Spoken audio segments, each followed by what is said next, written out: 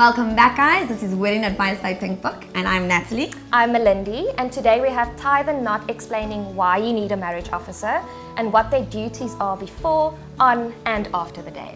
Guys, comment down below if you have any questions and enjoy the video.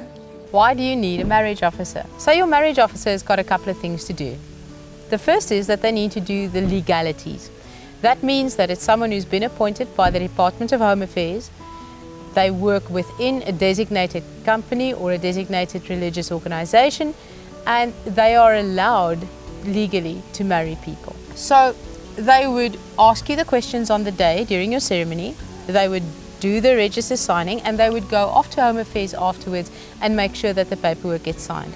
But here's the other thing that your marriage officer needs to do, is on the day, they drive the entire wedding ceremony from the start to the finish.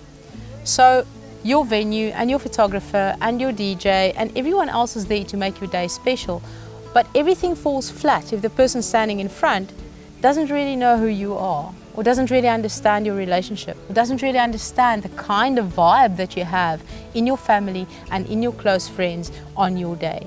Love is love, and if you want to stand in front of your friends and family, or if you just want to elope and stand on a beach and say to each other that I love you and I choose you and you are enough for me, we will marry you. Absolutely.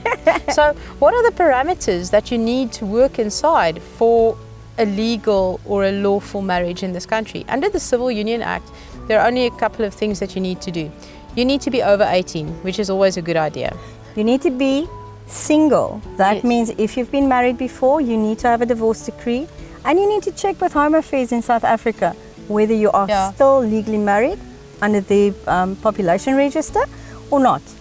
So what's really important about this is that yes, you need to be over 18, yes, you need to be single, not married under any of the other acts in the country. But here's the most important thing, you really have to love each other. Yep. Getting married is forever, and it means that you say that you are enough for me for the rest of my life. And I go on this adventure with you with absolutely no holds barred. And I will take it as it comes because I trust us. In South Africa, we have 3 different acts regulating marriages. So the 2 that we're going to look at today, the first one is the Civil Union Act and the other one is the Marriage Act. The Marriage Act hails from 1961, and that's the one that they had to panel beat to make it race friendly for people of all races to be able to get married.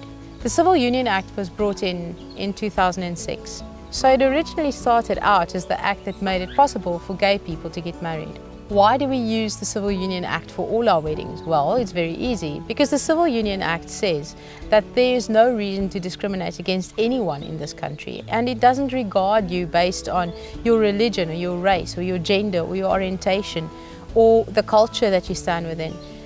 It simply marries you as one human to another human. The next question that we get is, isn't the Civil Union Act different in weight or in bearing or in content from the Marriage Act? And the answer is simply no.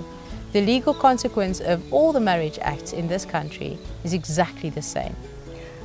Some couples have the question, do we have a choice? In other words, can we decide under which act we want to get married?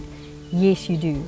If you do not want to get married under the Civil Union Act, then we find you an officiant who you get along with, who you love just as much as you would love us, who can officiate under the Marriage Act of South Africa. So you always have a choice.